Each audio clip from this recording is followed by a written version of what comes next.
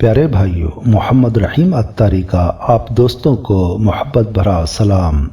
میں محمد رحیم اتاری ہوں اور آپ دیکھ رہے ہیں شان نبی 92 وائس چینل۔ بسم اللہ الرحمن الرحیم۔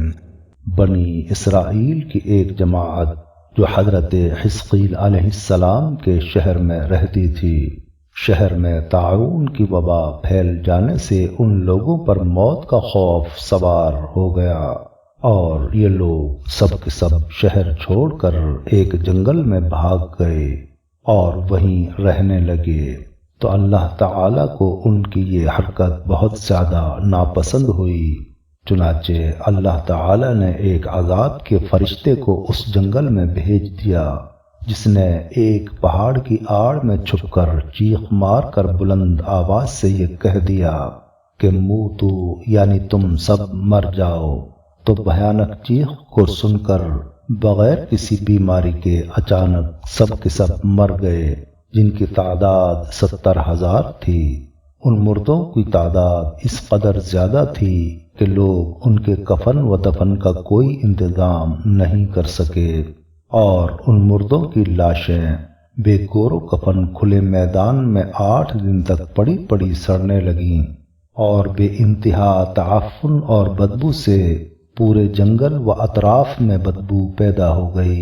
کچھ لوگوں نے ان کی لاشوں پر رحم کھا کر چاروں طرف سے دیوار اٹھا دی تاکہ یہ لاشیں درندوں سے محفوظ رہیں۔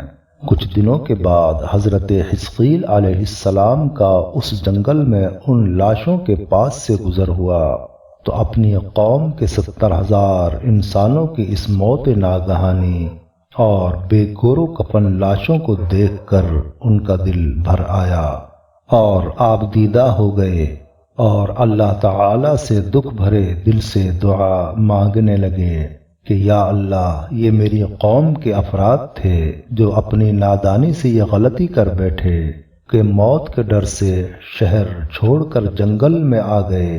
یہ سب میرے شہر کے باشندے ہیں اور ان لوگوں سے مجھے انس تھا، اور یہ لوگ میرے دکھ سکھ میں شریک ہوتے تھے۔ افسوس کہ میری قوم ہلاک ہو گئی اور میں بالکل اکیلا رہ گیا۔ اے میرے رب، یہ وہ قوم تھی جو تیری حمد کرتی تھی اور تیری توحید کا اعلان کرتی تھی اور تیری کبریائی کا خطبہ پڑھتی تھی۔ آپ بڑے سوز دل کے ساتھ دعا میں مشغول تھے کہ اچانک آپ پر وحی اتر پڑی کہ اے حزقیل علیہ السلام، آپ ان بکھری ہوئی ہڈیوں سے فرما دیجئے کہ اے ہڈیوں، بے شک اللہ تعالی تم کو حکم فرماتا ہے کہ تم اکٹھا ہو جاؤ۔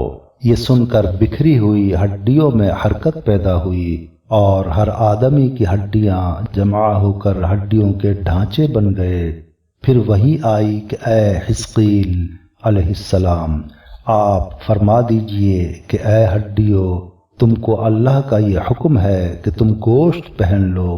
یہ کلام سنتے ہی فوراً ہڈیوں کے ڈھانچوں پر گوشت پوشت چڑھ گئے۔ پھر تیسری بار یہ وحی نازل ہوئی کہ اے حزقیل، اب یہ کہہ دو کہ اے مردو، خدا کے حکم سے تم سب اٹھ کر کھڑے ہو جاؤ۔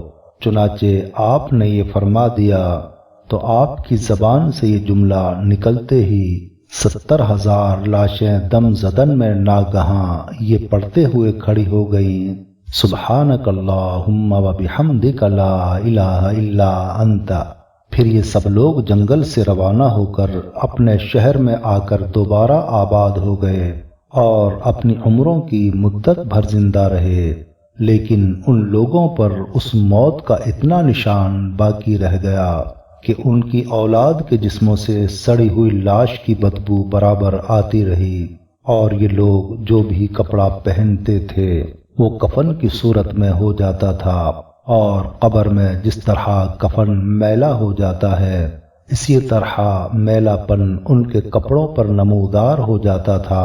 چنانچہ یہ اثرات یہودیوں میں آج تک پائے جاتے ہیں جو ان لوگوں کی نسل سے باقی رہ گئے ہیں۔ اللہ تبارک و تعالی نے اس عجیب و غریب واقعے کا ذکر قرآن مجید کے دوسرے پارے میں سورہ بقرہ کی آیت نمبر 243 میں اس طرح بیان فرمایا ہے۔ ترجمہ کنز الایمان۔ اے محبوب، کیا تم نے نہ دیکھا تھا انہیں جو اپنے گھروں سے نکلے اور وہ ہزاروں تھے، موت کے ڈر سے تو اللہ نے ان سے فرمایا مر جاؤ، پھر انہیں زندہ فرما دیا۔ بے شک اللہ لوگوں پر فضل کرنے والا ہے، مگر اکثر لوگ ناشکرے ہیں۔ امید کرتا ہوں واقعہ آپ دوستوں کو پسند آیا ہوگا۔ واقعہ پسند آ جائے تو لائک اور شیئر ضرور کر دیجیے گا، اور آنے والی ہر نئی ویڈیو کے لیے ہمارے چینل کو سبسکرائب کر دیجیے، اور ساتھ میں موجود بیل آئیکن کے بٹن پر کلک کر کے آل پر سلیکٹ کر دیجیے، تاکہ ہماری ہر نئی آنے والی ویڈیو آپ تک پہنچتی رہے۔ محمد رحیم اتاری کو دیجیے اجازت۔ زندگی رہی تو اگلی بار ایک اور ویڈیو کے ساتھ حاضر ہوں گا۔ تب تک کے لیے خدا حافظ۔